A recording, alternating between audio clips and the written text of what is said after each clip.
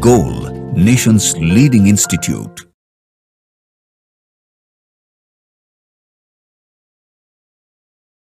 Hello student, मैं Vijay Kumar physics faculty. आज मैं स्पॉट टेस्ट का सॉल्यूशन दे रहा हूँ। स्पॉट टेस्ट 9 है। क्वेश्चन जो है स्टार्टिंग है 151 से।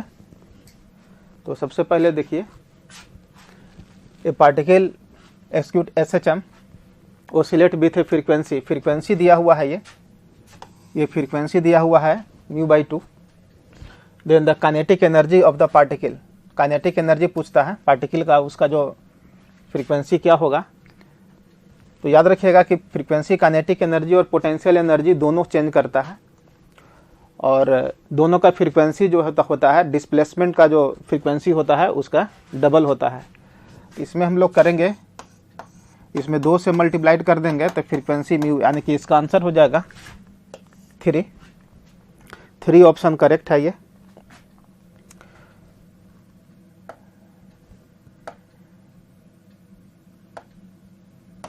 उसके बाद नेक्स्ट है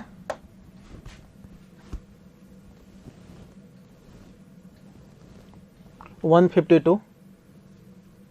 A river is flowing from the west. A river is flowing from the west to east. West to east है। तो सपोज दैट कि एक फिगर बना लेते हैं। इधर ईस्ट है, इधर नॉर्थ है, इधर वेस्ट है और इधर साउथ है। ये रिवर है। ये रिवर जो है इस तरह से फ्लो कर रहा है, ऐसे इस तरह का रिवर जो है फ्लो कर रहा है ये। और रिवर का स्पीड भी दिया हुआ है, वाटर का जो स्पीड है उसका भी दिया हुआ है 12 मीटर पर मिनट। और स्विमर जो है स्विम करता है वो 80 मीटर पर मिनट दिया हुआ है ये स्टील वाटर में। तो किस डायरेक्शन में ट्रेवल करे कि कहता है कि शॉर्टेस्ट टाइम लगे, कम से कम समय लगे। तो कम से कम समय के लिए याद रखिएगा कि 90 डिग्री पर फ्लो के साथ 90 डिग्री पर स्विम करना चाहिए, माने इस डायरेक्शन में।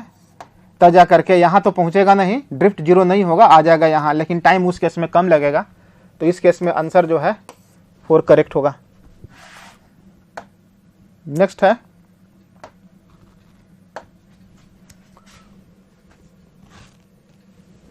153।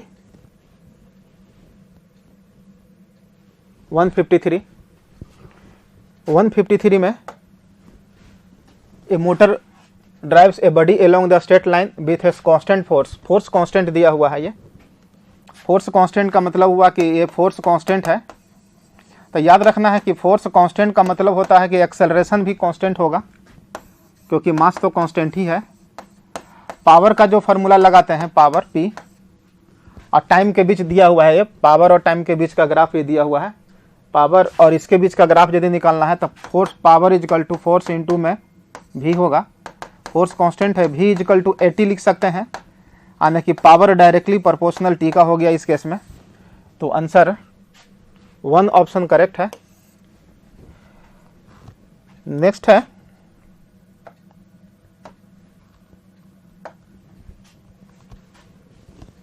154।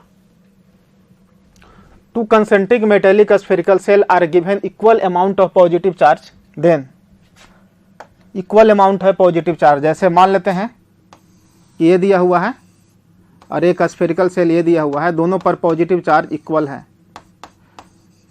तो याद रखना है कि दोनों का तो पोटेंशियल अलग अलग होगा यहाँ पर, क्योंकि इसका पोटेंशियल और इसका पोटेंशियल अलग अलग होगा। तो कहता है कि inner sphere is always at higher potential, the outer sphere is always higher potential, और both the spheres are at the same potential.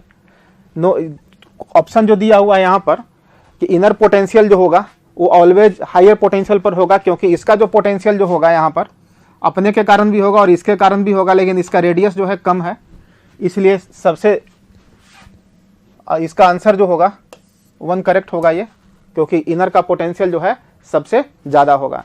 Next है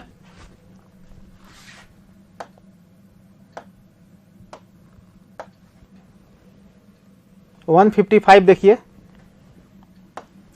155 में दिया हुआ है यहाँ पर if radius of the earth is reduced, radius को आधा कर दिया गया है, देखिए, और रेडियस को जब हम आधा कर देंगे, ये हाफ कर देंगे, इसको रेडियस आधा कर देंगे, तो इस केस में एंगुलर मोमेंटम कंजर्व होता है। एंगुलर मोमेंटम जब कंजर्व होगा तो हम लोग क्या लिखेंगे कि आई इंटू में ओमेगा कांस्टेंट हो गया, और आई इंटू में ओमेगा जब कांस्टेंट हो गया यहाँ पर, तो रेडियस जब हाफ कर देंगे तो निश्चित है कि मास तो सेम है, तो आई का जो फॉर्मूला लिखते हैं 2/5 mr²। रेडियस जब हाफ करेंगे तो मोमेंट ऑफ इनर्शिया 4 टाइम्स बढ़ जाएगा, और रूम 4 टाइम्स बढ़ेगा, सॉरी घट जाएगा, 4 टाइम्स घट जाएगा। ये रेडियस को हाफ करेंगे तो 4 टाइम्स घट जाएगा, तो ओमेगा जो है 4 टाइम्स इंक्रीज कर जाएगा, 4 टाइम्स इंक्रीज कर जाएगा। अब 4 टाइम्स जब इंक्रीज करेगा तो हम लोग देखते हैं अब चॉइस क्या कहता है, angular momentum of the earth remains constant रहेगा, कंजर्व रहेगा, रिमेन्स कांस्टेंट रहेगा। इसका ए का हो जाएगा आपका, ए का जो मिलेगा किससे, आर से, तो ए का आर किस में है, दोनों में है। बी का देखते हैं, बी में time period of rotation of the अर्थ, तो टाइम पीरियड जो है, क्योंकि ओमेगा जो है इंक्रीज करेगा तो टाइम पीरियड घट जाएगा, तो टाइम पीरियड जो है उस केस में विल 1/4 हो जाएगा टाइम पीरियड, पी भी हो जाएगा।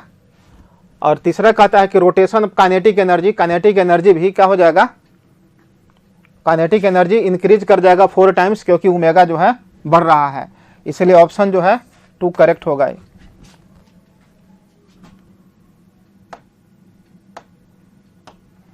नेक्स्ट है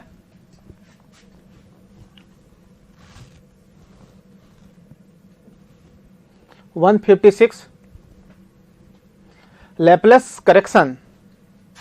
लैपलेस करेक्शन जो कहता है कि Laplace correction in the formula for the speed of sound given by the Newton's was needed because sound waves. देखिए, लैपलेस करेक्शन में होता क्या है कि लैपलेस करेक्शन क्या था कि न्यूटन्स लॉ में ही करेक्शन किए थे। वो न्यूटन्स लॉ का स्टेटमेंट था कि वो आइसोथर्मल प्रोसेस होगा जब कंप्रेशन रियरफेक्शन होगा तो, लेकिन लैपलेस कहे कि नहीं, एडियाबैटिक प्रोसेस होगा। इसलिए इसको लैपलेस के अनुसार जो है हम लोग को प्रोसेस जो होना चाहिए एडियाबैटिक है कि नहीं, लैपलेस के अनुसार प्रोसेस कैसा होना चाहिए, एडियाबैटिक। तो प्रोपेगेशन जो प्रोपेगेट जो करता है वो एडियाबैटिक होगा। ये नेक्स्ट है 57 है। ये a person is standing in elevator, elevator आने की लिफ्ट है ना, एलिवेटर का मतलब हो गया कि लिफ्ट है, 157 में है, एलिवेटर का मतलब है कि लिफ्ट है वो, और ये जो है in which situation he find his weight minimum, किस केस में मिनिमम हो, वेट कम से कम हो। तो याद रखना इस केस में कि नॉर्मल कम से कम हो, नॉर्मल कम से कम के लिए एक्सेलरेशन का डायरेक्शन ऑलवेज किधर होना चाहिए, नीचे की ओर होना चाहिए। तो इस केस में पहला कहता है कि when the elevator moves downward with uniform velocity, uniform velocity में तो होगा नहीं क्योंकि एक्सेलरेशन 0 होगा इस केस में। When the elevator moves upward with uniform velocity, इस केस में भी सही रहेगा दोनों, मतलब ये भी नहीं होगा आंसर, क्योंकि इस केस में एक सही रीडिंग देगा, मिनिमम नहीं हो पाएगा। एक्सेलरेशन डाउनवर्ड डायरेक्शन, यानी कि आंसर जो है 3 हो जाएगा ये, when the elevator moves downward with constant acceleration. Next है, इस केस में आंसर जो है 3 होगा ये। नेक्स्ट है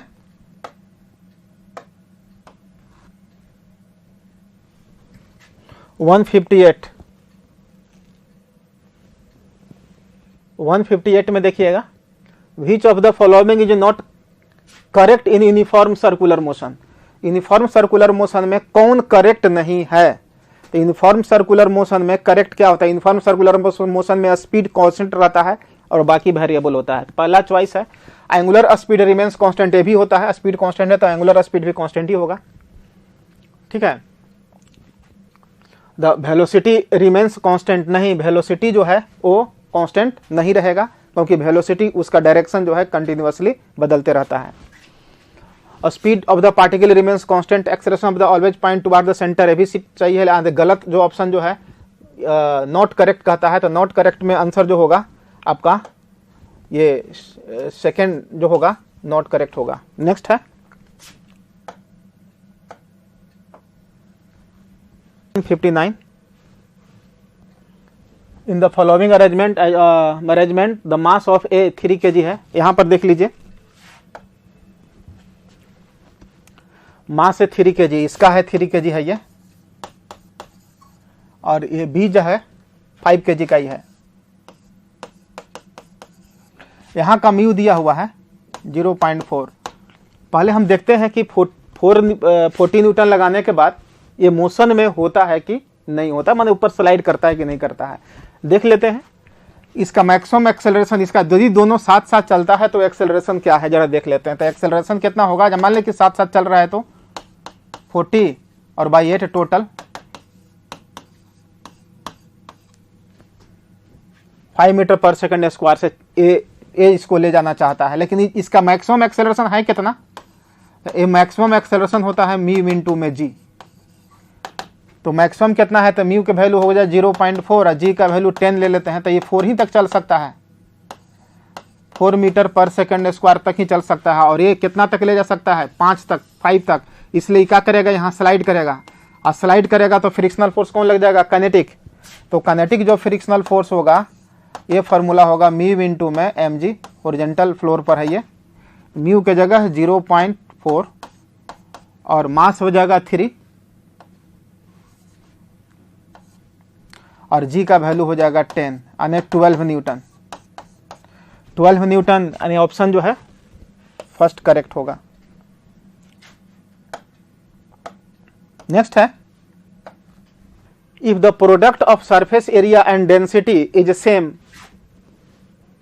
for the two planets, escape velocity will same for both.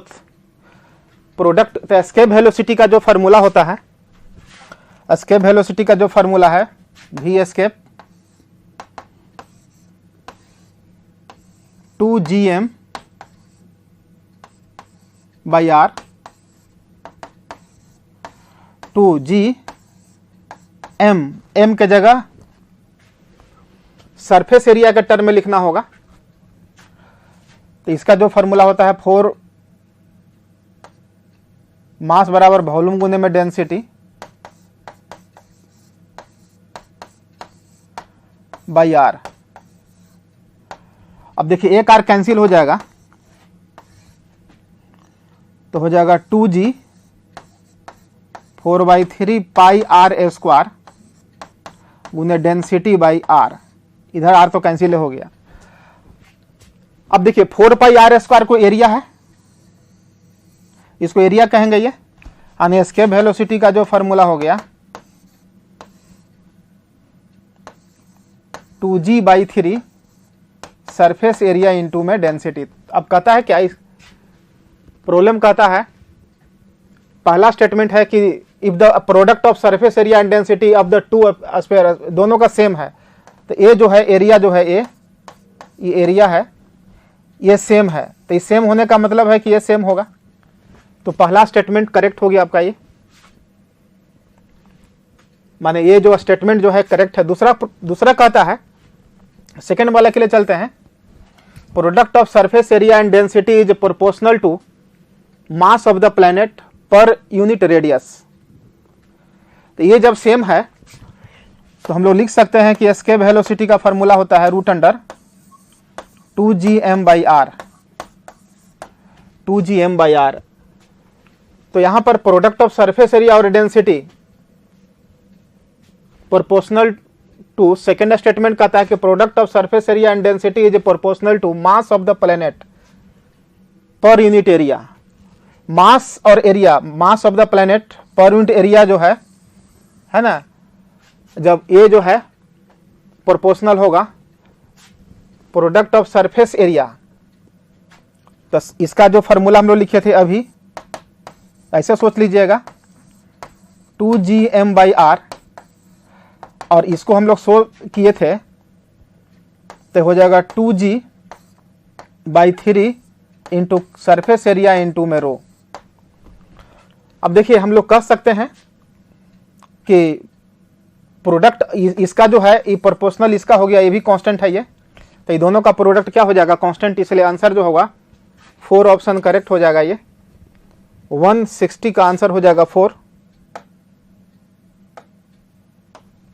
Next है, 161 का देखिए, in a region of the electric field defined, electric field दिया हुआ है ये, then the potential difference between, potential difference पूछता है कि पोटेंशियल डिफरेंस कितना होगा।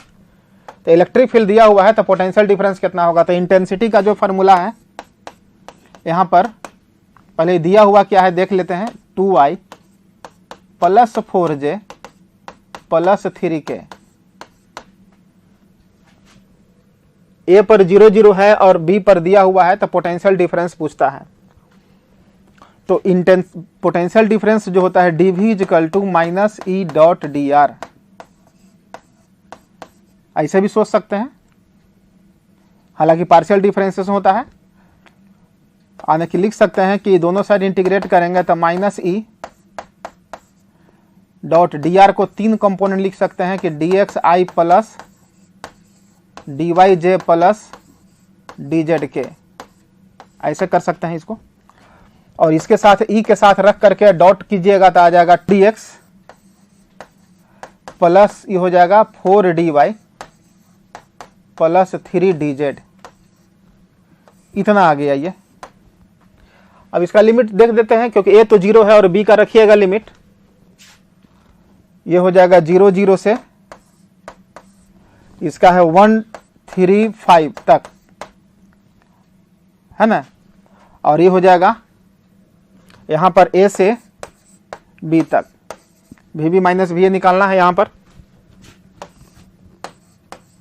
तो V B minus V A करेंगे तो माइनस हो जाएगा 2 इंटू में 1 प्लस 4 इंटू में 3 इंटू में, और ये हो जाएगा 3 इंटू में इसका है गया 5, ये आ जाएगा -2 प्लस 12 प्लस 15 वोल्ट। ये आपके आ गया -29 वोल्ट, -29 वोल्ट। ऐसे भी हम लोग यदि ऑब्जेक्टिव क्वेश्चन रहेगा तो हम लोग ऐसे ही सोच लेंगे कि वो 0 0 है, हम लोग गुना भी कर सकते हैं और उसके अनुसार ऑप्शन है। हाँ, प्लस माइनस यदि दोनों दे देगा तब तो गड़बड़ हो जाएगा, लेकिन खाली माइनस है तो सीधे हम लोग गुना कर देना है, कोई इलेक्ट्रिक फील्ड इंटेंसिटी कांस्टेंट है। नेक्स्ट है, उसके बाद नेक्स्ट है in forward biasing the PN junction. देखिए, फॉरवर्ड बायसिंग जब होता है तो पीएन जंक्शन में positive terminal of the battery is connected to P side and negative depletion region and thin. Answer तो फर्स्ट ही हो जाएगा इसका, 162 का आंसर तो फर्स्ट ही हो जाएगा, है ना। क्योंकि पी टाइप में, जब पी टाइप हम लोग जब माने फॉरवर्ड बायसिंग में पी टाइप जो होता है हाई पोटेंशियल पर होता है और एन टाइप जो होता है लो पोटेंशियल पर, और उस केस में डिप्लेशन रीजन जो है कम जाता है, 3 हो जाता है, इसलिए आंसर जो है 1। नेक्स्ट है 163 बाइंडिंग एनर्जी पर न्यूक्लियंस। देखिए, बाइंडिंग एनर्जी पर न्यूक्लियंस दिया हुआ है, ये इतना दिया हुआ है इसके लिए, और C13 के लिए है, माने C12 के लिए है 7.70 मेगा इलेक्ट्रॉन वोल्ट, और C13 के लिए है 7.75 mega electron volt. The energy required to remove neutron from C113, माने C113 से एनर्जी कितना रिक्वायर होगा, है कि नहीं, एनर्जी कितना रिक्वायर होगा 163 में देख लीजिएगा यहाँ पर कि एनर्जी कितना रिक्वायर होगा। एनर्जी रिक्वायर के लिए हम लोग पहले करेंगे क्या कि टोटल एनर्जी था कितना, तो हम लोग इसमें से घटा देंगे, क्योंकि देखिए दोनों में अंतर क्या है, एक ही न्यूट्रॉन का अंतर है, ये 12 है और 13 है, तो इसका टोटल एनर्जी है, इसका क्या एनर्जी का डिफरेंस जो होगा वही रिक्वायरमेंट हो जाएगा। तो यहाँ पर लिखेंगे कि 13 इंटू में 7.75 माइनस 12 इंटू में 7.70 मेगा इलेक्ट्रॉन वोल्ट। इसको आप माइनस कर लीजिएगा तो माइनस कर लीजिएगा, तो उस केस में आंसर जो है ऑप्शन जो है आपका ये वाला आ जाएगा 8.3135। नेक्स्ट है 164 है ये। The force exerted by the son of the intensity दिया हुआ है ये,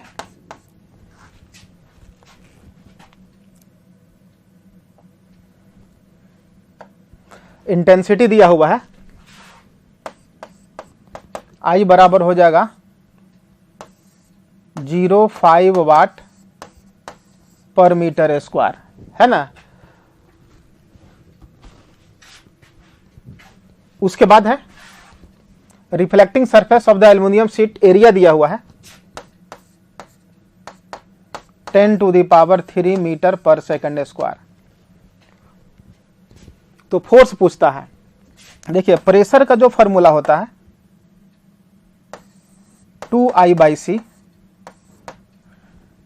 प्रेशर का जो फॉर्मूला होता है 2I/c, तो फोर्स का जो लगेगा फॉर्मूला, फोर्स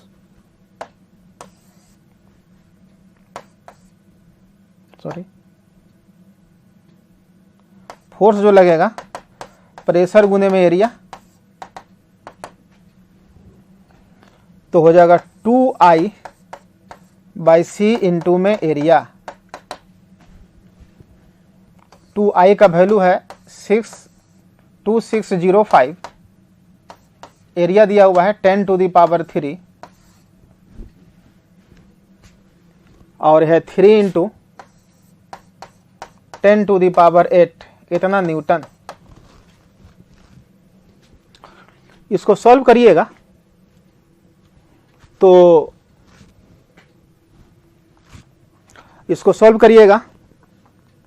तो आंसर जो है देख लेते हैं कितना आता है ये।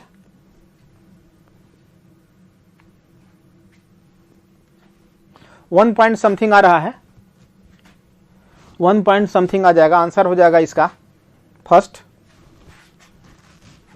इसको देख लीजिए यहाँ पर, क्योंकि इसको गुना करिएगा तो आएगा लगभग 52,50 अब बाई 3 कर दीजिएगा इंटू 10⁻, ये हो जाएगा -5। तो डिवाइड कीजिएगा तो आ जाएगा आपका यही आंसर, ऑप्शन फर्स्ट करेक्ट होगा ये। नेक्स्ट है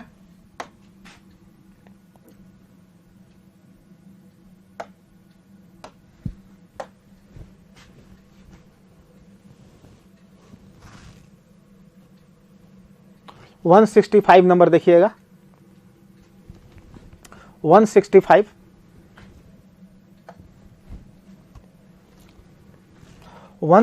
में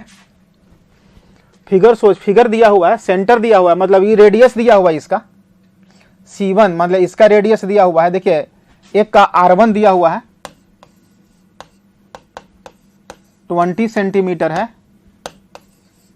और R2 है 30 सेंटीमीटर।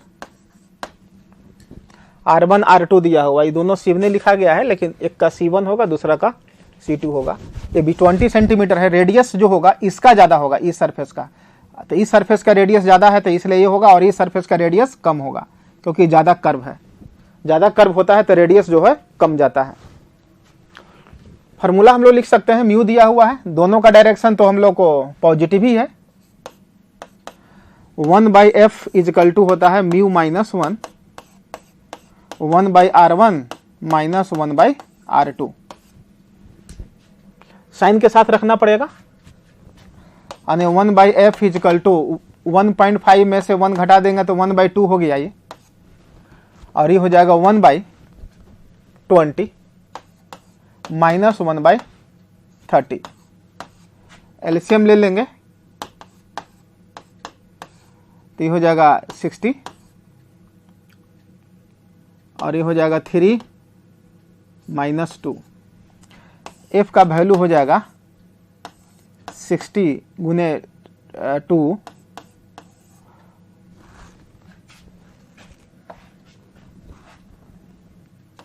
= एफ का जो वैल्यू जो होगा फिर से लिख दे रहे हैं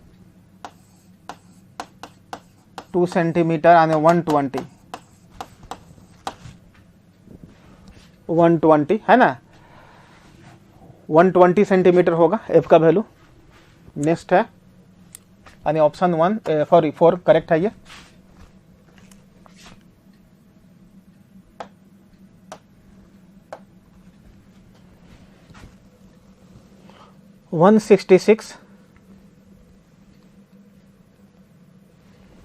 A resistance 2R is connected in parallel with resistance R। इसमें देख लीजिए एक रेजिस्टेंस है 2R, इसके साथ पैरेलल कर दिए हैं, ये 2R है और ये R है। What resistance R3 must be connected, एक R3 कनेक्ट करना है सीरीज के में कॉम्बिनेशन के साथ कि इसका इक्विवेलेंट जो है R के बराबर हो जाए, इसका इक्विवेलेंट R के ही बराबर हो जाए। तो इसका इक्विवेलेंट कितना होगा, इसका इक्विवेलेंट हो जाएगा आपका 2R/3 और ये हो जाएगा R। तो R बराबर हो जाएगा 2R/3 प्लस R3 यानी कि R3 is equal to R minus 2R/3 यानी कि R/3 होगा। 166 का आंसर होगा 3 नंबर R/3। नेक्स्ट है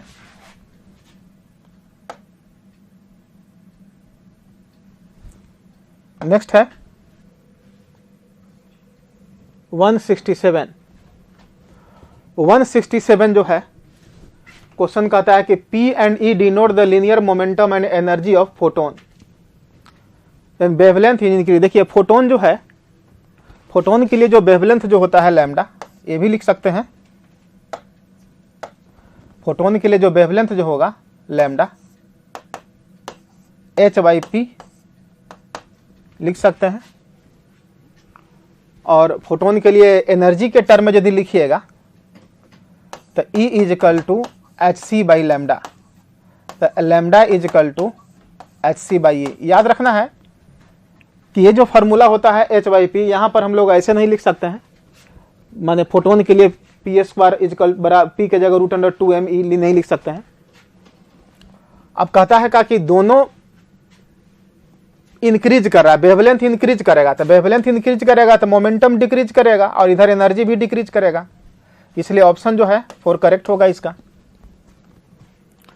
नेक्स्ट है 168। 3 long straight wires ABC, long straight wire है यहां पर, है ना, ABC 167 है, ABC 3 लॉन्ग 68 है, ये लॉन्ग स्ट्रेट। ध्यान दीजिएगा यहां पर करंट दिया हुआ है तीनों में। Then the resultant force on B पर फोर्स पूछता है, बी पर। करंट में क्या होता है कि जब पैरेलल वायर रहता है इस केस में तो दोनों के बीच अट्रैक्शन रिपल्सन दोनों लगता है, तो वहां लाइक जो होता है अट्रैक्ट करता है, अनलाइक जो होता है वो रिपेल करता है। याद रखिएगा, कूलम्स लॉ का उल्टा याद रखिएगा इसको। यहां पर ये इसकी बात करते हैं तो ये जो है इस पर फोर्स इधर लगाएगा, अट्रैक्ट करेगा ये इसको, और ये इस पर इधर लगाएगा, अपनी तरफ खींचेगा CB को। लेकिन ये फोर्स ज्यादा लगेगा, क्यों? क्योंकि ये 4 एम्पियर है, करंट ज्यादा है। करंट ज्यादा है तो नेट फोर्स किधर लगेगा? A के तरफ, इसलिए आंसर कौन हो जाएगा? 2 ऑप्शन करेक्ट। नेक्स्ट है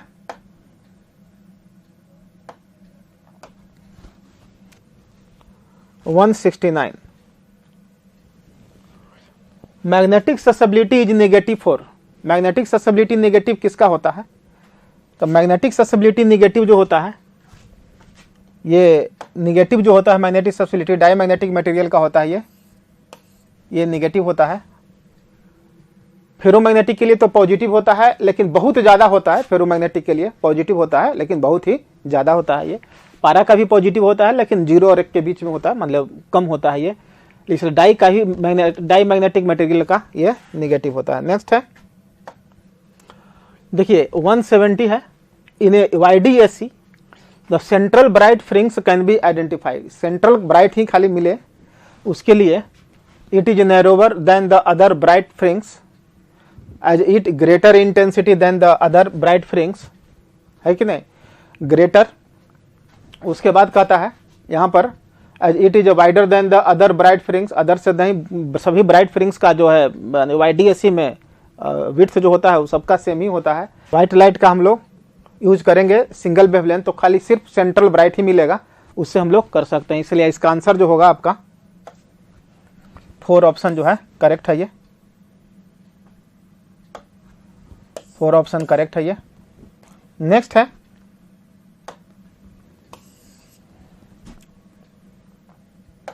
देखिएगा 170 के बाद 171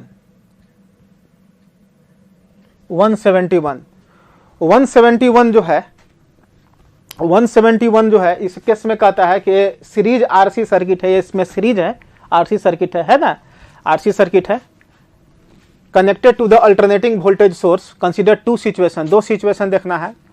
व्हेन कैपेसिटर एयर फील्ड, पहला में कैपेसिटर में एयर है, RC सर्किट पहले बना लेते हैं।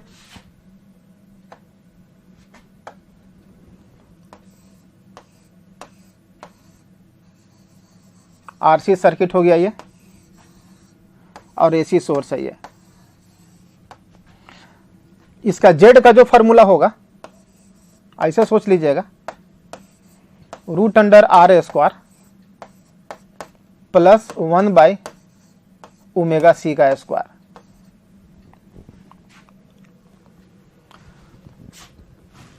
अब यदि इसमें एयर भरा हुआ है तो C का वैल्यू कम रहेगा, मीडियम जैसी भर दी है, माइका सीट, माइका फील्ड कर दिए हैं, है कि नहीं, तो C का वैल्यू चेंज कर जाएगा यहां पर,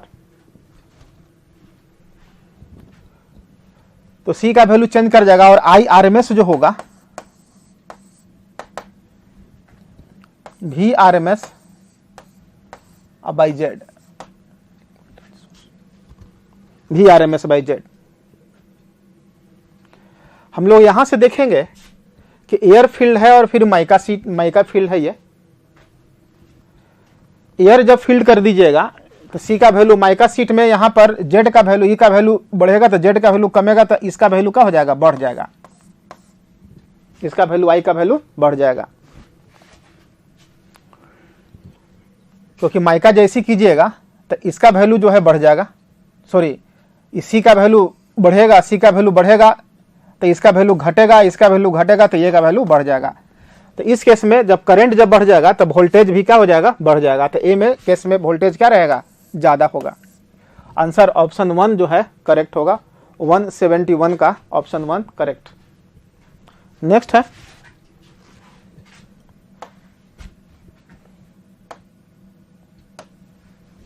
कहता है का द लॉजिक बिहाइंड द, इसका ऑप्शन तो नहीं आया, the logic behind NAND gate is that it gives, NAND gate है, NAND गेट पहले देख लेते हैं। NAND गेट,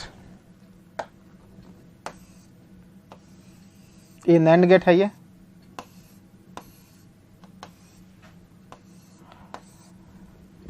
NAND गेट में high output when both input is high, high और लो का मतलब होता है 0 और 1 की बात कर रहा है ये, है ना।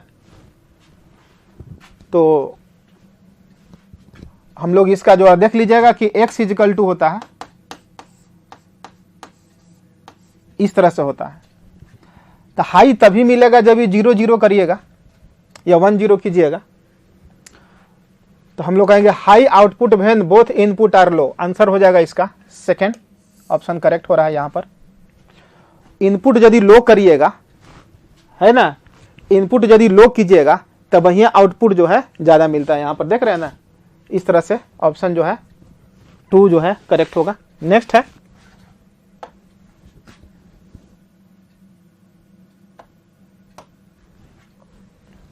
(173)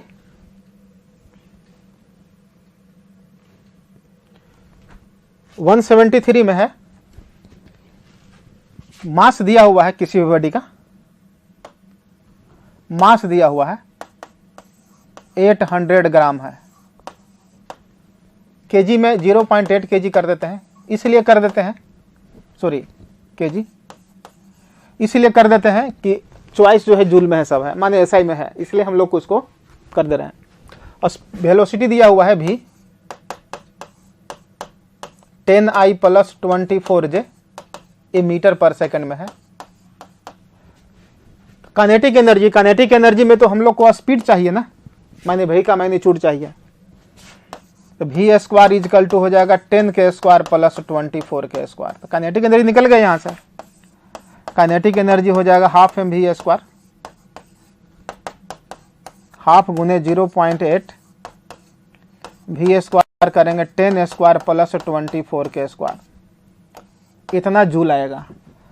यानी 173 का ऑप्शन जो है इसको सॉल्व कर लीजिएगा तो आंसर 1 जो है इस केस में आ जाएगा। 173 का आंसर हो जाएगा 1। ठीक है, नेक्स्ट है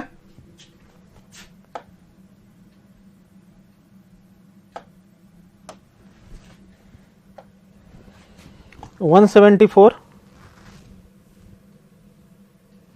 174 आइए, 174 है, ये फिगर दिया हुआ है। ये magnetic energy store in the coil is, magnetic energy store कर लिए कहता है कि मैग्नेटिक एनर्जी स्टोर पूछता। पहले हम करंट निकाल लेते हैं, तो डीसी सोर्स लगा हुआ है यहाँ पर ना, तो जब डीसी सोर्स लगा हुआ है तो हम लोग ऐसे ही सोच ले सकते हैं, करंट हो जाएगा यहाँ पर 12/3 यानी 4 एम्पियर, और एनर्जी का जो फॉर्मूला होगा,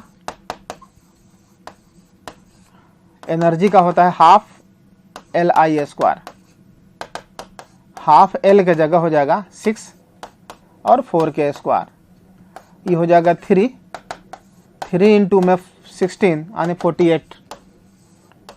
48 जूल। ऑप्शन जो है 2 करेक्ट होगा। 174 का आंसर 2 जो है करेक्ट होगा। नेक्स्ट है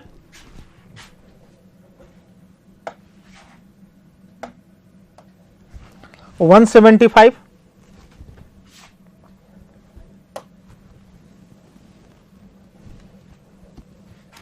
ionization energy of electron. Ionisation energy जो होता है इलेक्ट्रॉन का, ग्राउंड स्टेट दिया हुआ है E1,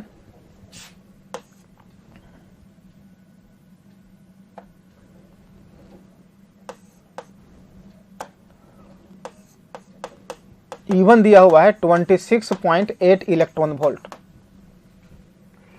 और हमको निकालना है दोनों इलेक्ट्रॉन निकालने के बाद क्या होगा, बोथ इलेक्ट्रॉन्स। एक इलेक्ट्रॉन निकालने में दूसरा इलेक्ट्रॉन जब बच जाएगा उसको निकालने में क्या होगा, तो हम लोग को E2 निकाल देते हैं।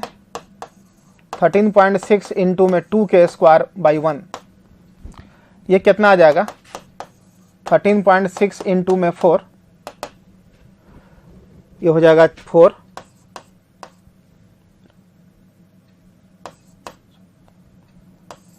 इतना लगता है कि आ रहा है ये, इतना इलेक्ट्रॉन वोल्ट, इतना इलेक्ट्रॉन वोल्ट ये आ रहा है ना। और इस तरह से 26 था टोटल एनर्जी, दोनों निकालने में कितना एनर्जी लगेगा, तो दोनों का क्या कर दे रहे हैं, सम कर दे रहे हैं। 26.8 और plus 54.4 electron volt,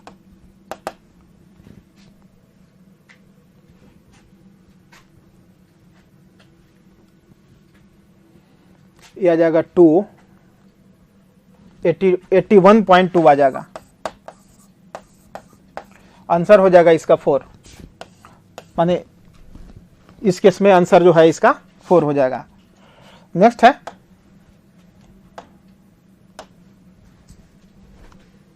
in this diagram potential difference between A and B, A और बी के बीच दिया हुआ है 120 वोल्ट, 120 वोल्ट है, अक्रॉस 6 माइक्रोफैराड कैपेसिटर इज।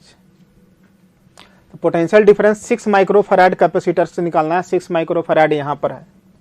सबसे पहले हम इस पर चार्ज निकालना पड़ेगा कि चार्ज कितना होगा। यहां से देखिए लिख रहे हैं कि ये 6 माइक्रोफैराड और ये 6 ये भी हो जाएगा, और ये 3 और 6 ये सब सीरीज में हो जाएगा। ये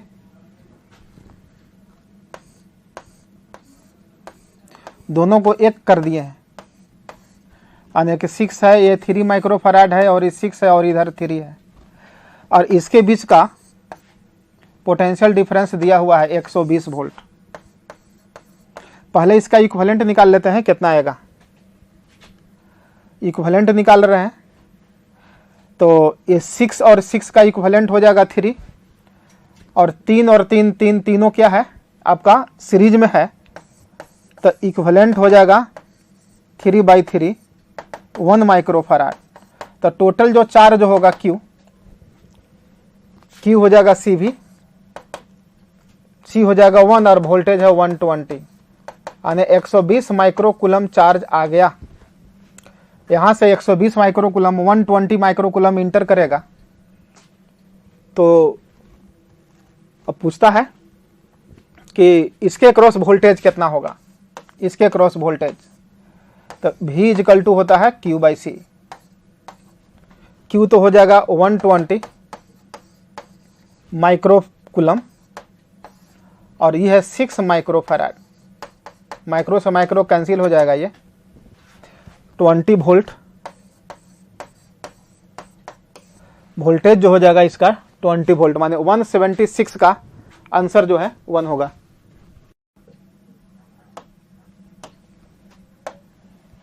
वन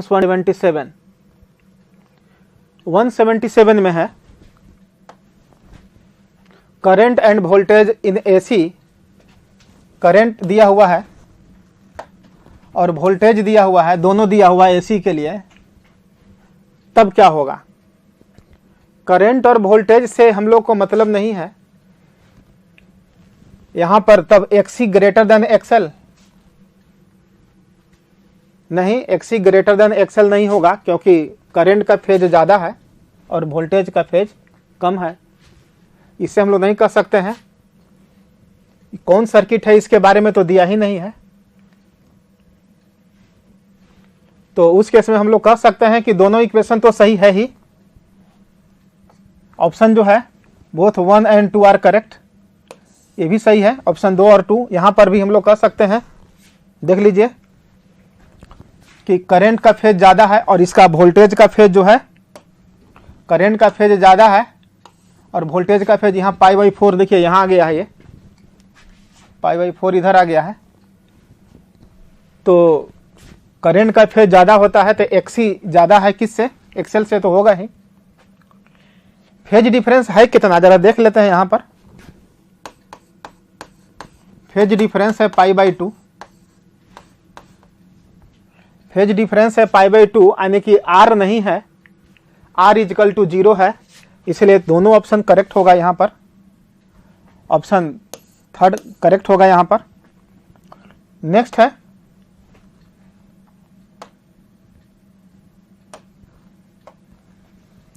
178।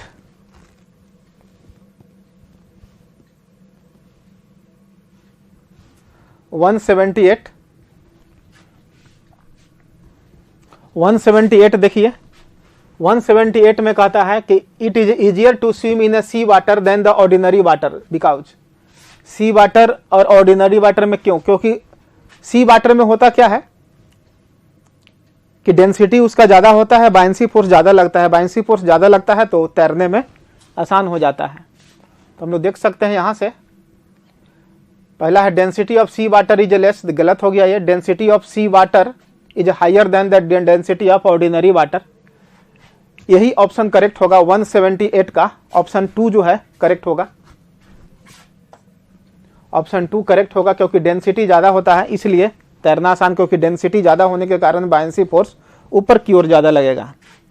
नेक्स्ट है string is stretched by the weight of 6 kg। String में टेंशन जो है, टेंशन यहां देख लीजिएगा, टेंशन जो है 6 kg यानी 6G के बराबर है। वाइब्रेटिंग इन फंडामेंटल मोड, फंडामेंटल मोड में है टेंशन है। फ्रीक्वेंसी जो होता है फंडामेंटल का V/12, मान ली दोनों एंड क्लोज है तो √T/μ।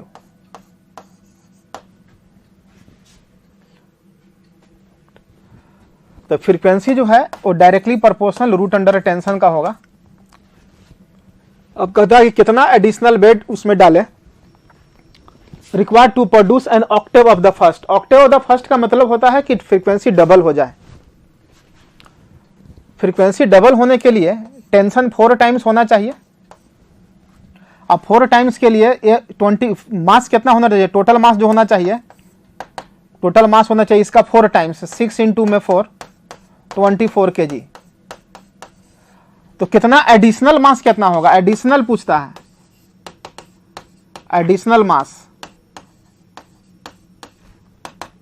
24 - 6 घटा देंगे 18 kg यानी 18 kg और आपको रखना होगा। ऑप्शन जो है 4 करेक्ट है ये। नेक्स्ट है 180, देख लीजिए है ना 180 में है a body at rest explode into 2 equal parts. 2 equal parts में एक बॉडी जो है एक्सप्लोड कर गया, विस्फोट कर गया। तो उस केस में क्या होता है कि मोमेंटम सिस्टम का कंजर्व होता है। किसी भी एक्सप्लोजन हो, किसी भी टाइप का एक्सप्लोजन हो, है ना, मोमेंटम ऑलवेज क्या होता है, कंजर्व होता है। तो हम देख लेते हैं ऑप्शन क्या है। ऑप्शन क्या है, they move with different speed in the same direction. Equal part है, इक्वल पार्ट है तो दोनों को मोमेंटम जो है दोनों का बराबर होने के लिए मास तो कह दिया बराबर है क्योंकि इक्वल पार्ट है। अब मास बराबर है तो स्पीड भी क्या होगा, बराबर होगा। निश्चित है कि सेम स्पीड सेम होगा, लेकिन डिफरेंट कहता है कि सेम डायरेक्शन में, गलत है। देखिए इस केस में क्या होगा कि मान लेते हैं कि ये बॉडी है, ये ब्रेक कर गया। ब्रेक करने के बाद 2 इक्वल पार्ट में यदि गया है, ये यदि टोटल मास m है और m/2 2 पार्ट में ये ब्रेक कर गया, तो यदि यह इधर जाएगा उतना ही स्पीड से ये इधर जाएगा अपोजिट डायरेक्शन में। तभी मोमेंटम यहाँ पर, मोमेंटम इनिशियल में 0 था तो फाइनल 0 होने के लिए डायरेक्शन अपोजिट होगा दोनों मोमेंटम का, है कि नहीं। डायरेक्शन क्या होगा, अपोजिट होगा। इसलिए ऑप्शन जो है हम लोग देखेंगे कि they move with the same speed in opposite direction. Option 3 correct है। नेक्स्ट है 181 में क्या है, पीवी ग्राफ दिया हुआ है कि नहीं, पीवी ग्राफ दिया हुआ है। Figure shows the isothermal for the masses of the gas at the 2 temperature T1 and T2। ये आइसोथर्मल है, 2 टेम्परेचर पर है ना।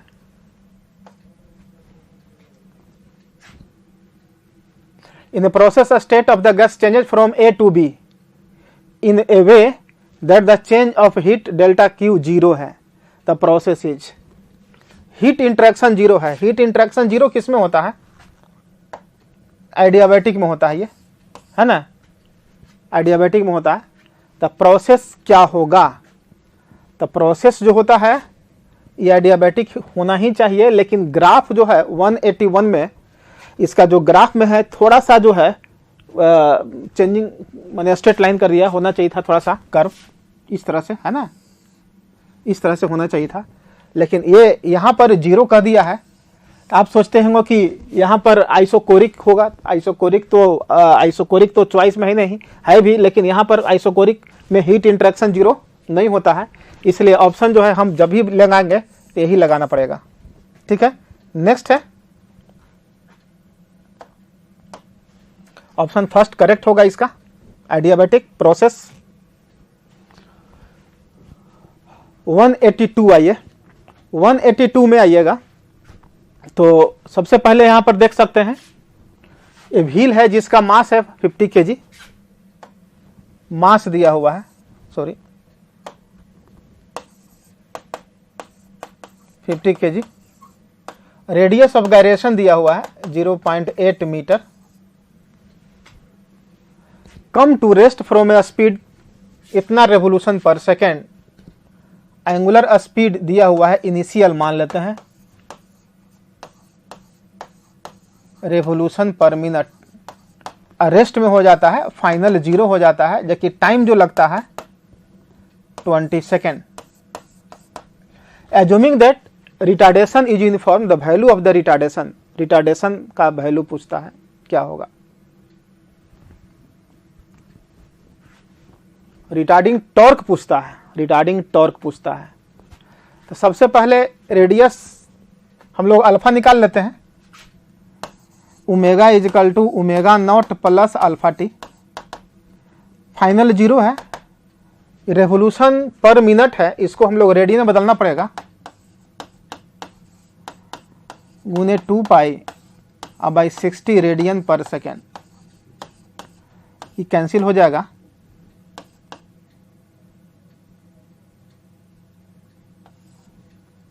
ये हो जाएगा 80 पाई रेडियन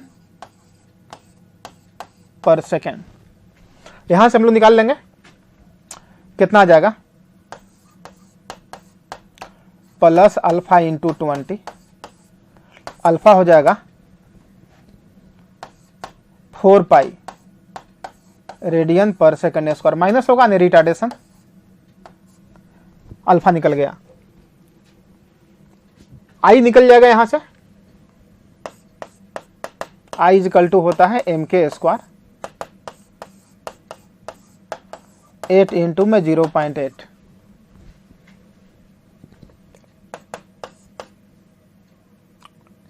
इसको गुना करेंगे तब 432 आ गया ना, इतना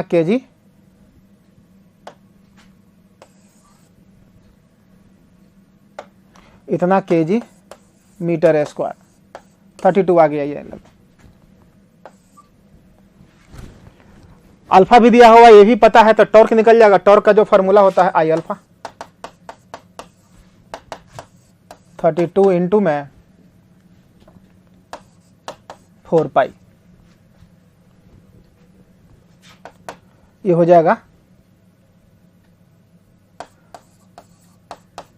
3.14 Newton metre.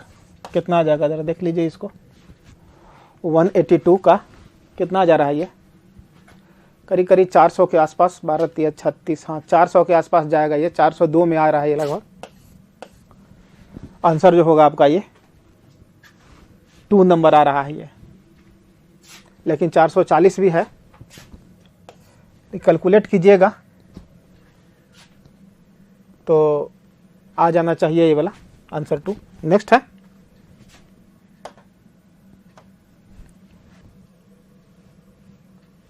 (183) A cyclist move around the circular path of radius 48। Radius दिया हुआ है, ये रेडियस है 48 मीटर, स्पीड भी दिया हुआ है 12 metre per second. He must lean towards at angle theta with a vertical such that tan theta क्या होगा, तो याद रखना है फॉर्मूला, tan थीटा होता है V square by R G, V के स्क्वायर करेंगे तो 144, वी के स्क्वायर करेंगे तो 144, आर का वैल्यू है 48 है, आर का वैल्यू है 48 है ना, और जी का वैल्यू है 10, 10 ले लीजिए।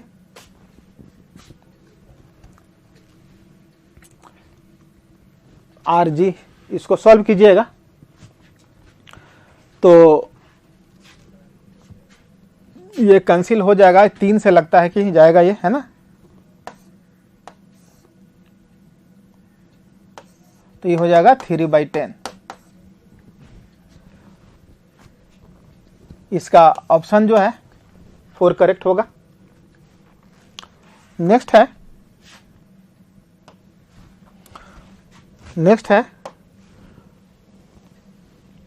184। 184 ammeter and voltmeter are join in series. Ammeter और वोल्टमीटर को ज्वाइन कर दिया गया है सीरीज में, है ना, तो हम एक मीटर लेते हैं,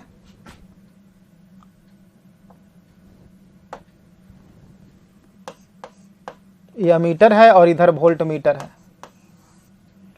सीरीज में ज्वाइन कर दिया गया है सेल के साथ, ये सेल है इसके साथ ज्वाइन कर दिया गया है सीरीज में, ठीक है। तब क्या कहता है, if resistance is not join in parallel with the voltmeter, इसके साथ एक रेजिस्टेंस ज्वाइन कर दिया गया है वोल्टमीटर के साथ पैरेलल, है ना। तब कहता है क्या कि ए विल डिक्रीज, अभी विल इंक्रीज। देखिए इसके साथ पैरेलल ज्वाइन कीजिएगा तो मेन करंट जो होगा वो बढ़ जाएगा, तो ये रीडिंग जो है ज्यादा देगा, क्योंकि इक्विवेलेंट रेजिस्टेंस ही जो है घट गया। पैरेलल जोड़ने का मतलब होता है कि इक्विवेलेंट रेजिस्टेंस को कमा देना, तो करंट क्या हो जाएगा, बढ़ जाएगा। तो ये क्या करेगा, इंक्रीज करेगा, और ये जब इंक्रीज कर जाएगा और इसमें करंट कम है तो वोल्टेज क्या करेगा, डिक्रीज करेगा। आंसर हो जाएगा इसका ऑप्शन 2 करेक्ट हो जाएगा ये, क्योंकि जैसी जोड़िएगा तो रेजिस्टेंस का वैल्यू इसका कम गया ना, और कम गया तो इसके बीच अब वोल्टेज क्या हो जाएगा, कम देगा, कम रीडिंग बताएगा, क्योंकि इसके बीच जो वोल्टेज वही होगा जो इसके बीच होगा। मेन करंट जो है, मान इसमें करंट जो है रेजिस्टेंस से कम गया इसका, इसलिए आंसर हो जाएगा 2 correct.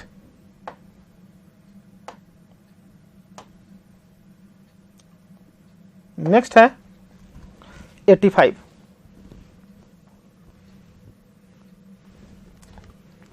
Angle of incidence at which reflected light is totally polarise for the refraction. देखिए पोलराइजेशन था वहां पर रिफ्लेक्शन के केस में, तो उस केस में क्या होता है, पोलराइजेशन के लिए जब हम लाइट इंसिडेंट कराते हैं तो लाइट रिफ्लेक्ट करता है और कुछ लाइट इधर चला जाता है, लेकिन ये दोनों 90 डिग्री पर होता है। ये रिफ्लेक्टेड रे और रिफ्रैक्टेड रे दोनों 90 डिग्री पर होता है, तभी पोलराइज होता है। तो उस केस में tan थीटा म्यू के बराबर होता है, और थीटा जो हो जाएगा tan इनवर्स म्यू के बराबर हो जाएगा। माने 185 का जो आंसर जो है 3 करेक्ट ऑप्शन है ये।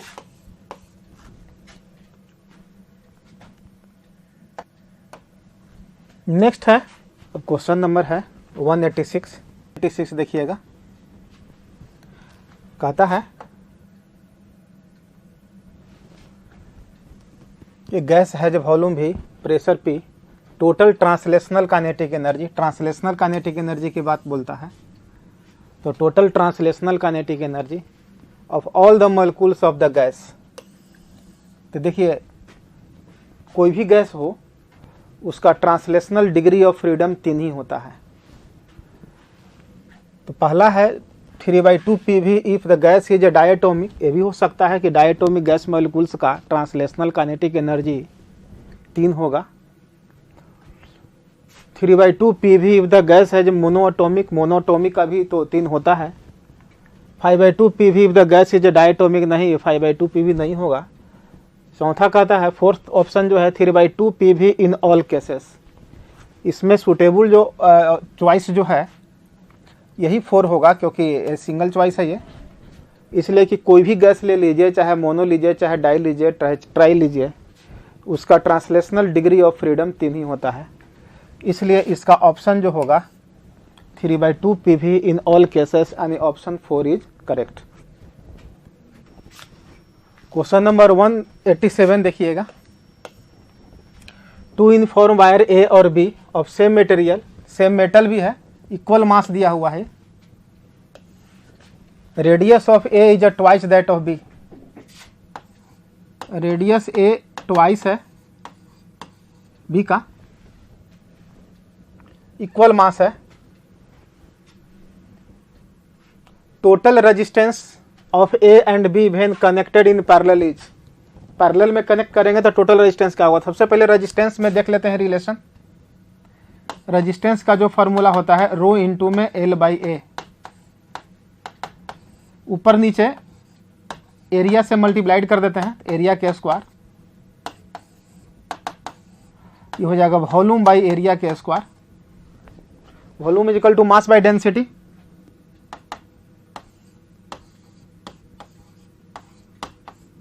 मास भी सेम है, मटेरियल सेम है, डेंसिटी सेम है, तो R inversely proportional 1 by area के स्क्वायर यानी आर इन्वर्सली प्रोपोर्शनल आर पर पावर 4 का। तो लिख सकते हैं कि R A by R B बराबर लिख सकते हैं कि small R A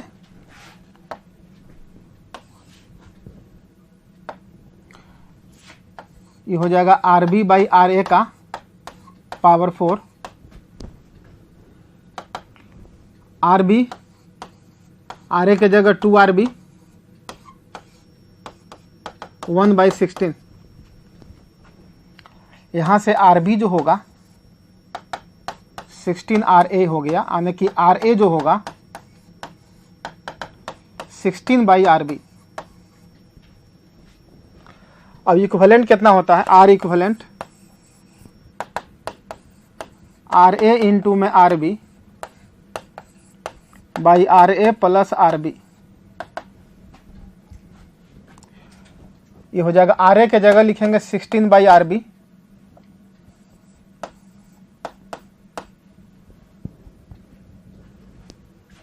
R A के जगह हो जाएगा, सॉरी यहां पर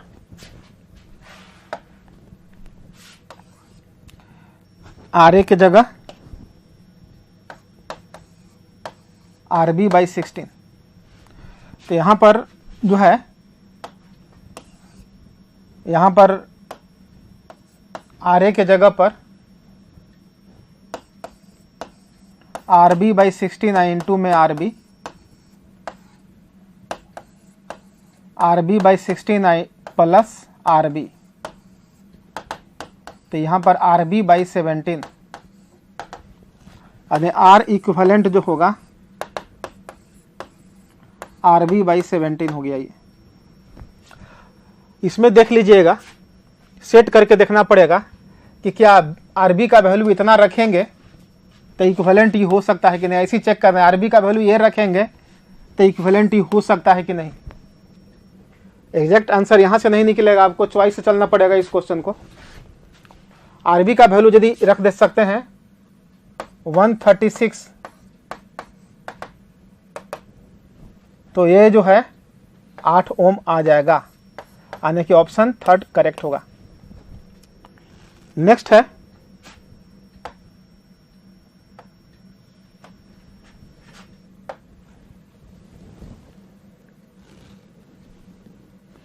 वन 188 है ना, 188 है। पहला है if a glass slab is placed in front of one of the slits, एक स्लिट्स के सामने ग्लास स्लैब जो है रख देते हैं, देन फ्रिंग विड्थ विल, देखिए fringe width will increase. Fringe width में कोई अंतर नहीं होता है, वो तो सिर्फ शिफ्ट करता है ना। फ्रिंग विड्थ में कोई अंतर नहीं होता है, कोई चेंजिंग नहीं होता है, फ्रिंग विड्थ वही रहता है। रीजन कहता है कि glass slab will produce an additional path difference, ये करेक्ट है। और फर्स्ट जो है असर्शन जो है गलत है, क्योंकि जैसे ही ग्लास स्लैब डालिएगा तब पाथ डिफरेंस चेंज कर जाता है, क्योंकि ऑप्टिकल पाथ वहां पर चेंज, ऑप्टिकल पाथ क्रिएट करता है। इसलिए यहाँ पे ऑप्शन जो है फर्स्ट जो है करेक्ट होगा, ये रीजन करेक्ट होगा और असर्शन जो है रॉन्ग है। नेक्स्ट है a coil wire of certain radius, radius दिया हुआ है, ये क्वाइल है जिसका रेडियस दिया हुआ है सर्टेन है 800 टर्न, नंबर ऑफ टर्न्स जो है 800 है, N1 मान लेते हैं 800 है। सेल्फ इंडक्टेंस इसका L1 दिया हुआ है 256 milli henry. The self inductance of second similar है, सिमिलर मतलब रेडियस सेम है लेकिन नंबर ऑफ टर्न्स बदल गया है, तो नंबर ऑफ टर्न्स N2 है 600। तो पूछता है कि L2 क्या होगा, व्हाट। तो हम लोग सोचते हैं यहाँ पर कि L जो होता है डायरेक्टली प्रोपोर्शनल N के स्क्वायर का होता है, L2 by L1 N2 by N1 का होल स्क्वायर, 600 बाई 800 का स्क्वायर हो जाएगा ये, यानी 3/4 9/16, L2 हो जाएगा 9/16 इंटू L1। L1 कितना दिया हुआ है,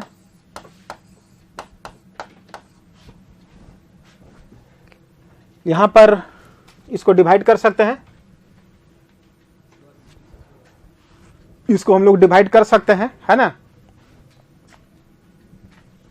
ये 16 से कट जाएगा लगता है कि ये, और 9 से 54 144 हो जाएगा ये, 144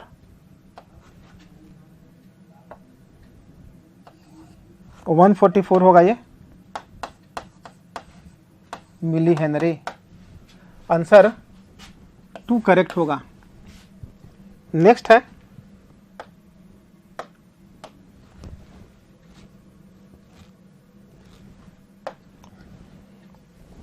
(190).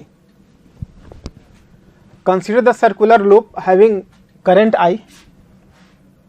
करंट I दिया हुआ है, सेंट्रल पॉइंट O है, O पॉइंट पर मैग्नेटिक फील्ड दिया हुआ है। तो देखिए मैग्नेटिक फील्ड इसके कारण हो जाएगा अंदर की ओर, इसके कारण, ये दोनों के कारण जोड़ देना है। तो B जो होगा दोनों के कारण जोड़ देना है, B1 plus B2, same direction में है ही। इस पार्ट के कारण तो मैग्नेटिक फील्ड 0 होगा, ये दोनों पार्ट के कारण स्ट्रेट वायर, क्योंकि यहीं से पास कर रहा है ये। और इसके कारण भी 0 होगा, यहाँ खाली इसके कारण होगा और इसके कारण होगा।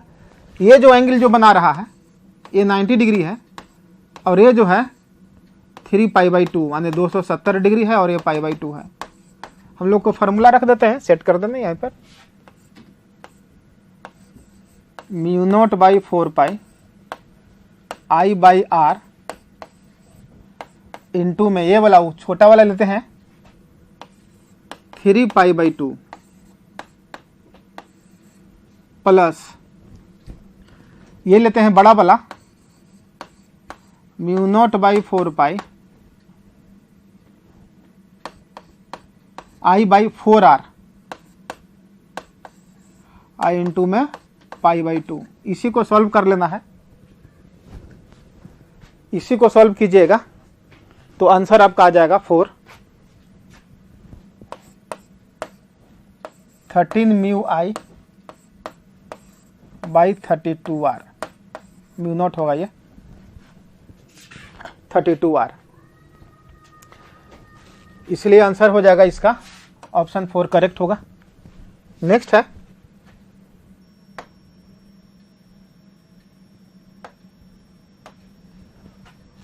(91).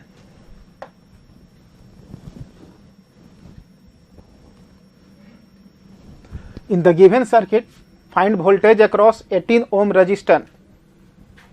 वोल्टेज पूछता है 18 ओम, इसमें वोल्टेज पूछता है, तो हम पहले सबसे पहले इसमें करंट निकालना होगा, तभी वोल्टेज निकलेगा। या इधर तो कोई रेजिस्टेंस है ही नहीं, ये तीनों का इक्विवेलेंट देख लेते हैं कितना है इसमें। ये तीनों का इक्विवेलेंट जो होगा 3 ओम होगा, क्योंकि 12 का 6 हो जाएगा, और 6 का हो जाएगा 3, और 3 और 6 हो जाएगा 9। माने ऐसे जरा सोच लीजिएगा, तो ये हो जाएगा 3 ओम, और ये हो जाएगा 6, और ये है 18। ऐसे जरा सोच लीजिए, 18 एम्पियर जाएगा इसमें करंट है।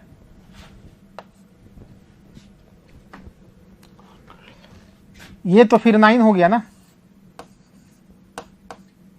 9 एम्पियर। इसमें करंट कितना जाएगा देख लेते हैं, I1 निकालिएगा।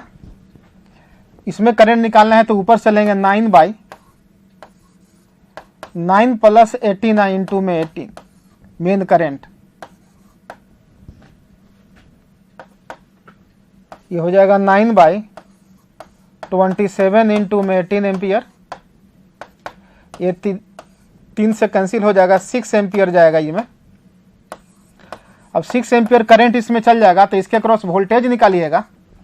IR कर देते हैं, I की जगह 6 इंटू में R,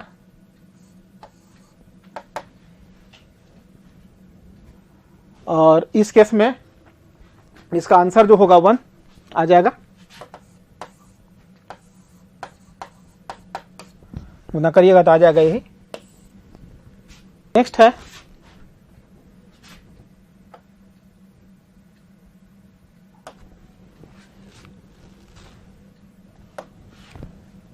वन 192 नंबर 192 है।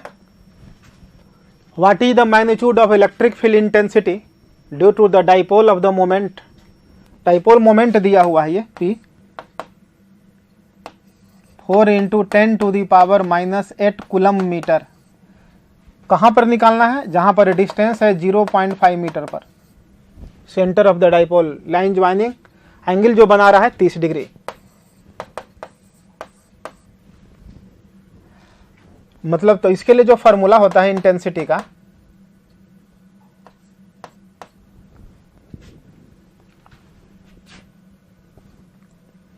मतलब ऐसा सोच लीजिए कि ये डाइपोल है और यहां पर निकालना है इंटेंसिटी। है थीटा है 30 डिग्री पर, यहां पर इंटेंसिटी निकालना है। तो यहां पर जब इंटेंसिटी निकालना है तो इसका जो फॉर्मूला होता है P/4πε0 RQ √1 + 3 cos² थीटा। अब इसको हम लोग सॉल्व कर लेंगे। 1/4πε0 का वैल्यू 9 × 10⁻9। P का वैल्यू दिया हुआ है 4 × 10⁻⁻8। R का वैल्यू है 0.5 पर पावर Q इंटू में √1 + 3 cos² 30 डिग्री। 30 डिग्री का वैल्यू होता है √3/2 तो 3/4। इसको सॉल्व कर लीजिएगा तो ये आ जाएगा आपका।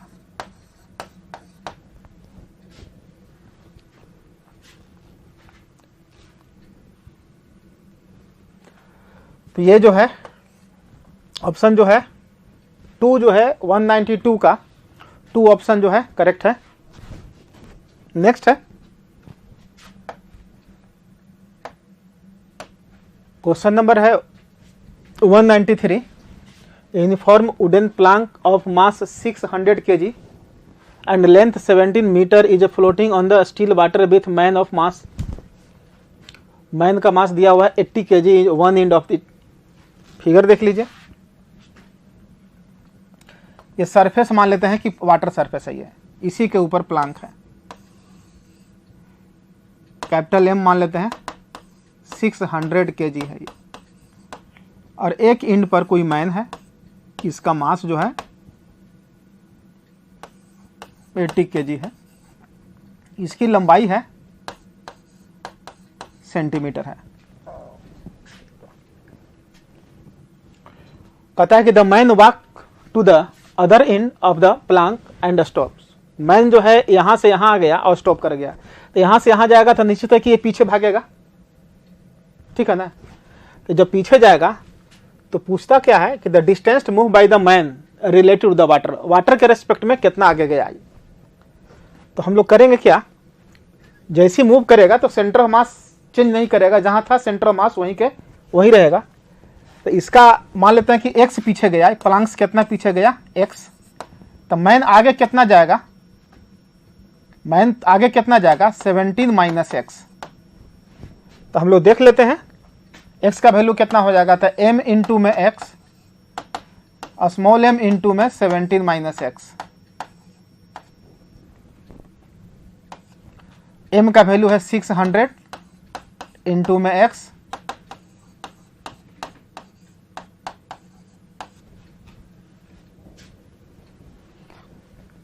ये कैंसिल हो जाएगा यहां पर,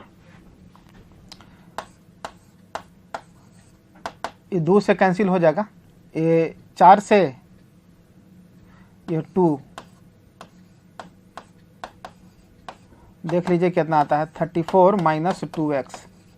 इसको इधर करेंगे तो 17x is equal to 34, x बराबर 2 आ गया, माने 2 मीटर इधर जाएगा तो अभी कितना जाएगा, 17 मीटर तो जाएगा नहीं। इसका जो डिस्प्लेसमेंट हो जाएगा 17 माइनस 2 मीटर, यानी कि हो जाएगा 15 मीटर। माने मैन का डिस्प्लेसमेंट वाटर के रेस्पेक्ट में 15 मीटर। Answer 4 correct. नेक्स्ट है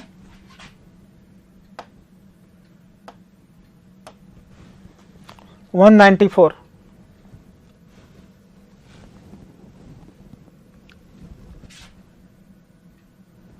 194 में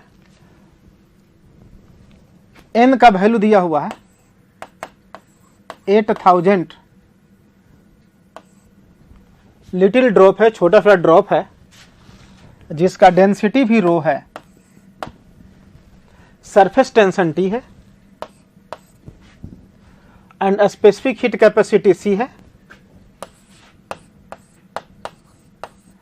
स्पेसिफिक हीट कैपेसिटी C है और रेडियस R है।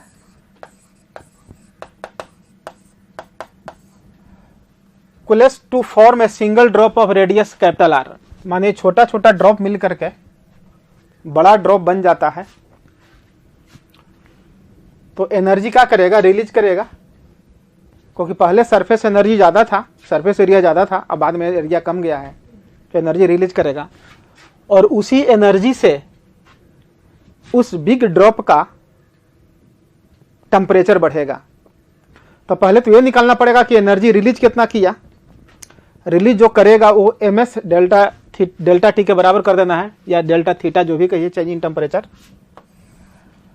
तो कितना एनर्जी रिलीज करेगा, तो एनर्जी जो रिलीज होता है सरफेस एरिया 4 पाई r square into surface tension.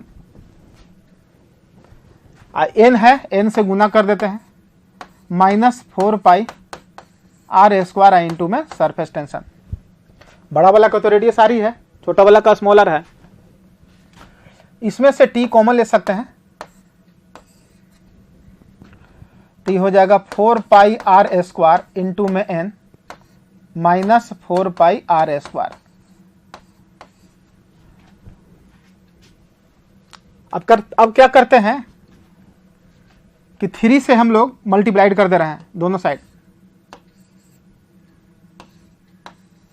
तो यहां भी 3 हो जाएगा अपना मन से, क्योंकि इसको हम लोग मास के टर्म में लाना चाहते हैं।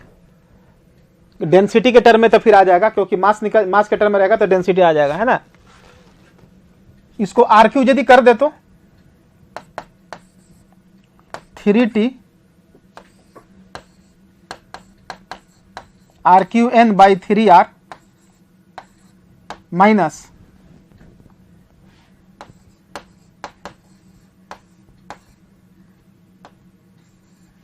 3R। यहां पर लिख सकते हैं कि वॉल्यूम, ये हो गया टोटल वॉल्यूम, और ये भी हो जाएगा वॉल्यूम 4/3 पाई RQ। 3 भी वॉल्यूम को बाहर कर दे रहे हैं, तो बचेगा 1/R माइनस 1/R।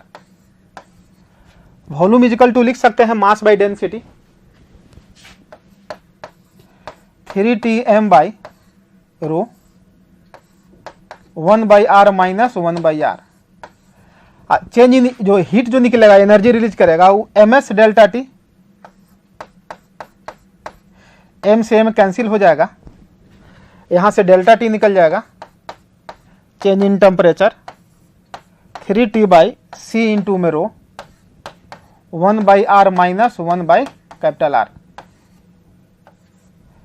यानी ऑप्शन जो है 3 नंबर करेक्ट होगा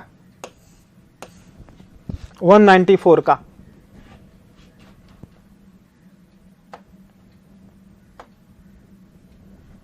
नेक्स्ट है 195।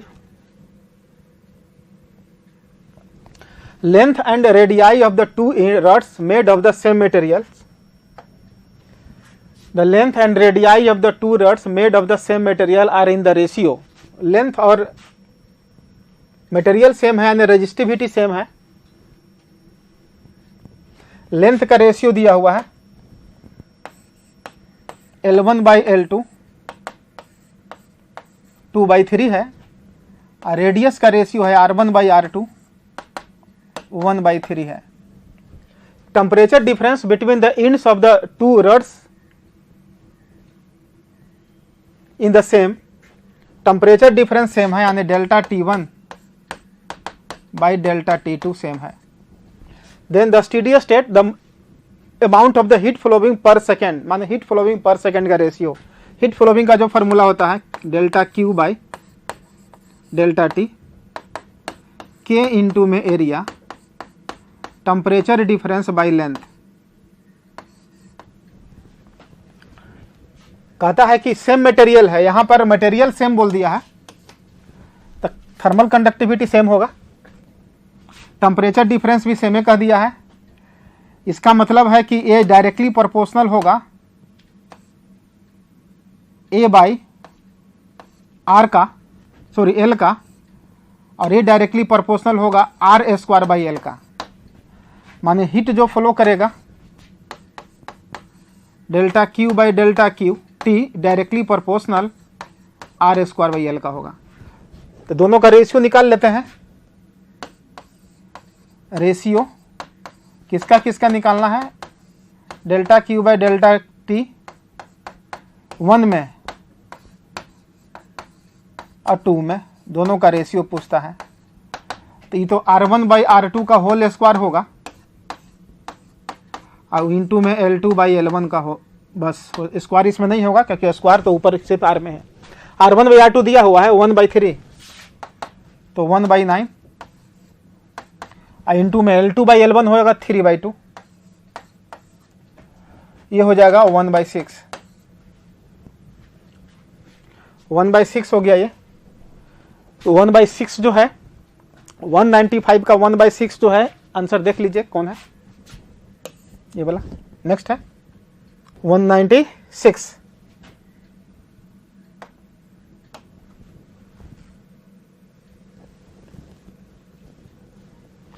ए satellite is orbiting close to the surface of the earth, एक सैटेलाइट है जो अर्थ सरफेस के एकदम क्लोज है। In order to make to move infinity to velocity must be increase by, percentage में पूछता है तो अर्थ सरफेस के नजदीक रहे या अर्थ सरफेस से हाइट पर रहे, √2 टाइम्स यदि स्पीड हो जाए उसका, तो वो आप याद रखिएगा कि एस्केप वेलोसिटी जो होता है √2 टाइम्स ऑर्बिटल वेलोसिटी का होता है। तो √2 टाइम्स स्पीड बढ़ जाएगा, तो √2 टाइम्स जब स्पीड बढ़ेगा तब परसेंटेज कितना चेंज करेंगे, परसेंटेज कितना चेंज होगा, तो देखिए तो √2 भी -1 भी बाई भी इंटू में 100 कितना आ जाएगा, ये हो जाएगा आपका 41%, माने 41%, 41% स्पीड यदि हम लोग बढ़ा दें किसी भी सैटेलाइट का जो स्पीड है तो एस्केप कर जाएगा, अर्थ के ग्रेविटेशनल फील्ड से बाहर चला जाएगा। नेक्स्ट है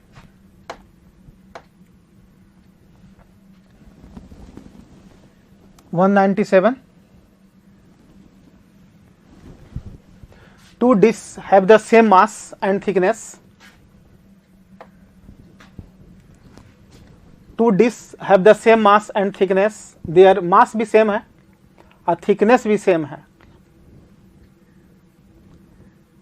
Materials are of the densities D1 and D2. The ratio of moment of inertia. Moment of inertia का रेशियो पूछता है। तो सबसे पहले याद रखिएगा कि किसके किसके बीच लाना पड़ेगा, किसके टर्म में, तो मास और थिकनेस के टर्म में लाना पड़ेगा। mr²/2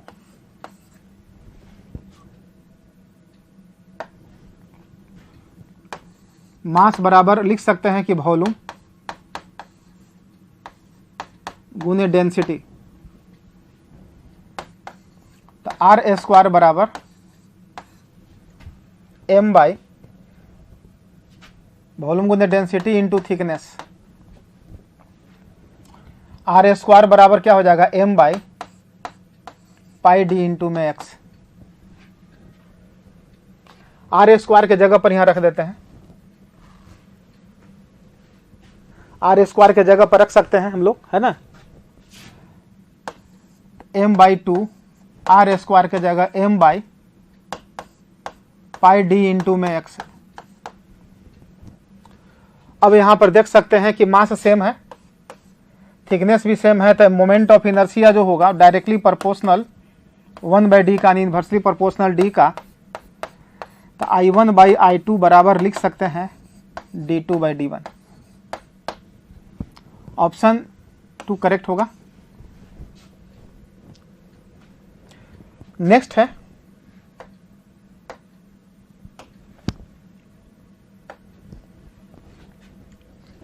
(198). अब आइए क्वेश्चन नंबर 198।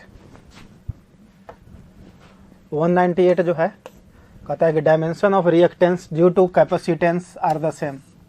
तो देखिए रिएक्टेंस किसका भी हो, इसका जो रेजिस्टेंस जो होता है, रिएक्टेंस होता है, इसका यूनिट ओम होता है, माने एक तरह का रेजिस्टेंस है ये, और ये किसके इक्विवेलेंट है, इसमें से देखना है कि किसका ही होगा।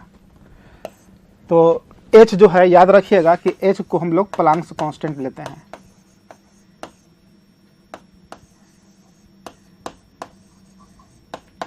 प्लांक्स कांस्टेंट है H, और E है चार्ज है, यानी इलेक्ट्रॉन है, समझ लीजिए चार्ज है ये। तो अब सबको करके देखना पड़ेगा। जैसे H/E² की बात करते हैं तो H का यूनिट क्या होता है जरा देख लेते हैं। H का होता है जूल सेकेंड, और E हो गया चार्ज, चार्ज यानी IT, Q न हो गया, Q = IT, तो एम्पियर के स्क्वायर गुने में सेकेंड के स्क्वायर। ऐसे भी सोच सकते हैं, एक सेकेंड कैंसिल हो जाएगा, जूल सेकेंड को हम लोग पावर कहेंगे, और ये हो जाएगा एम्पियर के स्क्वायर। तो पावर का जो फॉर्मूला होता है I² R, तो R बराबर हो जाएगा power by I, power by ampere के स्क्वायर को ही R कहेंगे, इसलिए आंसर हो जाएगा इसका 1 ऑप्शन करेक्ट है। नेक्स्ट है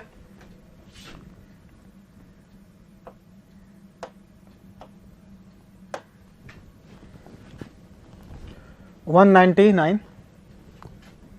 199 में constant pressure the ratio of increase in volume, माने increase in volume ideal gas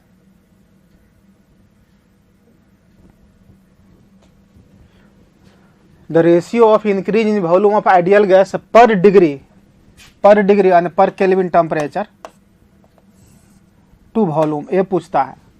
rise in temperature ΔT है ये, माने हम लोग को निकालना है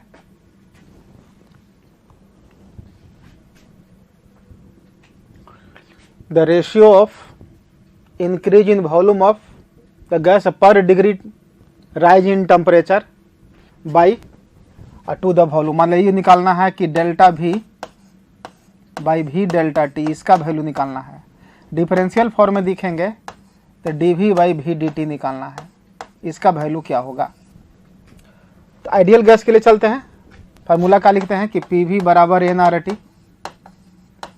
यहाँ पर प्रेशर कांस्टेंट है, nR भी कांस्टेंट है, तो V डायरेक्टली प्रोपोर्शनल T का आएगा। कांस्टेंट टर्म दे देते हैं, तो V = K कुछ मान लेते हैं कांस्टेंट, तो dV बाई dt = K हो जाएगा। ये इक्वेशन 1, और इसको हम लोग 2 मान लेते हैं, दोनों को डिवाइड कर दीजिए, dV बाई dt और बाई V ये वाला माने K/KT, ये हो जाएगा 1/T, आंसर हो जाएगा 1/T, यानी थर्ड ऑप्शन करेक्ट है ये। नेक्स्ट है 200।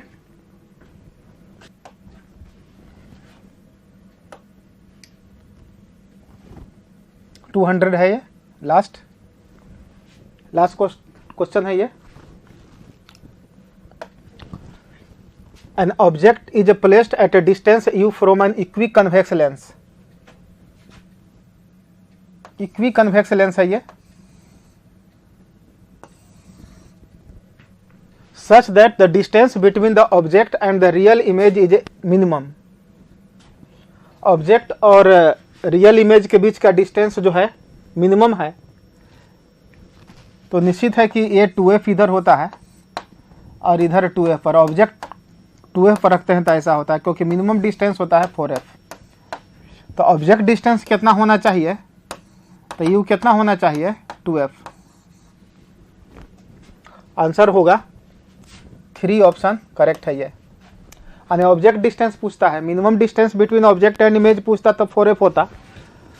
हालांकि 4f भी चॉइस में दिया हुआ है, लेकिन ये नहीं पूछता है, कहता है कि the distance between object and real image minimum, the focal length of the lens is f। The u का वैल्यू पूछता है, u का मतलब हो गया ऑब्जेक्ट डिस्टेंस पूछता है पोल से, तो वो डिस्टेंस हो जाएगा आपका 2f।